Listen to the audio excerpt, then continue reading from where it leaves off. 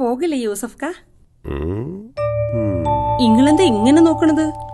എന്താ നിന്റെ ഉദ്ദേശം? വഴിയിലുള്ള ചെക്കന്മാരെ കണ്ണ് നരകത്തിലാക്കാനാ? എന്താ ഇതല്ലേ ഇപ്പത്തെ ഫാഷൻ? ഫാഷൻ പോയി അഴിച്ചിട്ട് അന്തസ്സായി സാരി ചുറ്റി വാ. ഉന്തിയും തള്ളിയും മുഴച്ചു നിൽക്കുന്ന സ്ത്രീ ശരീരത്തിന്റെ എല്ലാ ഭാഗങ്ങളും മാന്യമായി മറക്കാൻ പറ്റുന്ന വസ്ത്രം സാരി തന്നെയാ.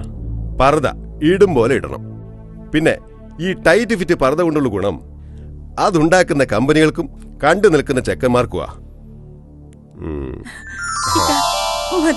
ആഹാ, ഇപ്പൊ എന്തൊരു ഇസ്ലാമിയത്തുണ്ട്! എല്ലാം മറയുകയും ചെയ്തു. ഒരു തോർത്തുമുണ്ട് കയ്യിലുള്ളതുപോലെ പിന്നെയും വല്ലതും മറച്ചു പിടിക്കാൻ ഇതാ ഈ സാരി തലപ്പ് ബാക്കിയുണ്ട്. വാ. ഞാനിപ്പോ വീണ്ടും അക്ഷരങ്ങളെ സ്നേഹിച്ചു തുടങ്ങി. മുടങ്ങിപ്പോയ പരീക്ഷ എഴുതിയെടുക്കാനുള്ള ശ്രമത്തിലാണ്. അല്ലെങ്കിലും പെണ്ണിന്റെ ജീവിതത്തിലെ പരമാവധി ലക്ഷ്യം കുടുംബം, കുറെ കുട്ടികൾ, പരാധീനതകൾ, അതൊന്നല്ലല്ലോ ജീവിതം. ആണിന് പെണ്ണ് അവന് തോന്നിയ പോലെ കൃഷി ഇറക്കാനുള്ള കൃഷിഭൂമി എങ്ങനെ ഉഴുതുമറിക്കാം. പെണ്ണിന്റെ സ്വാതന്ത്ര്യം ആണിന്റെ ദാനം മാത്രല്ലേ, അവൾ എന്നും കീഴ്പ്പെടാനുള്ള ഉരുപ്പിടി മാത്രമാണ്. നദീറ, നിന്റെ അനുഭവങ്ങളാണ് നിന്നെ കൊണ്ട് ഇങ്ങനെയൊക്കെയുള്ള ചോദ്യങ്ങൾ ചോദിപ്പിക്കുന്നത്. പുരുഷന് വേണ്ടാന്ന് തോന്നുമ്പോൾ നിസ്സാരമായി തുപ്പിക്കളയാവുന്ന ഒരു ചണ്ടി മാത്രമായി പെണ്ണിന് ഇസ്ലാം കാണുന്നില്ല. തോന്നിയ പോലെ പെണ്ണുകെട്ടാനും തോന്നുമ്പോഴൊക്കെ മൊഴിചെല്ലാനും മതം പുരുഷന് അധികാരം നൽകുന്നുമില്ല. എല്ലാറ്റിനും കണിശവും കർക്കശവുമായ ചില നിബന്ധനകളുണ്ട്. അത് പോട്ടെ നദീറ, നിനക്ക് കിട്ടിയ ഊമക്കത്തിന്റെ സത്യാവസ്ഥ ഞാൻ അന്വേഷിക്കാം. നിനക്ക് ഇപ്പോഴും നാസറിനെ ഇഷ്ടമാണല്ലോ അല്ലേ? എന്തേ മറുപടി പറയണ ഇത്ര താമസം? നിനക്കവനെ വെറുത്തുപോയോ? ഇഷ്ടായിരുന്നു. അപ്പോ വെറുത്തു തുടങ്ങി? അതിനെനിക്ക് കഴിയോ താത്ത?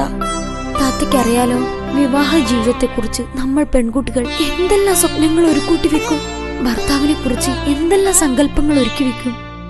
ഞാൻ കണ്ടിരുന്ന നിറമുള്ള കിനാവുകളിലെ രാജകുമാരനാ നാസർക്ക. അതങ്ങനെ തന്നെ നിന്നോട്ടെ.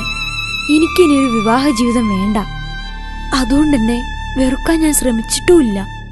മറക്കാൻ എന്റെ മനസ്സിനോട് പിന്നെയും പിന്നെയും പറയുന്നത് മാത്രമേ ഉള്ളൂ താത്ത. സാരമില്ല, മോളെ, എന്റെ അനിയനൊരു മുരടനായിപ്പോയി. അല്ലെങ്കിൽ കവിത തുളുമ്പുന്ന നിന്റെ ഈ സ്നേഹമുള്ള മനസ്സ് അവന് കാണാൻ കഴിയുമായിരുന്നു. ഇങ്ങളൊമ്മാക്ക് വെറുതെ അല്ലവളോട് ഇത്ര സ്നേഹം. 8ാം ക്ലാസ് വരെ പഠിച്ചിട്ടില്ലെങ്കിലും സാഹിത്യത്തിന് ലേശാസ്തിയുള്ള ആളങ്ങളൊന്നും. സുഖാണോ?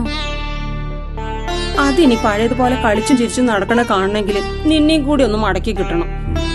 അല്ല വരി, ചായ എടുത്തിച്ചിക്കണ്. അത് കുടിച്ചിട്ട് വർത്താനം പറയാ. വരി മക്കളെ. സാജിദ വാ.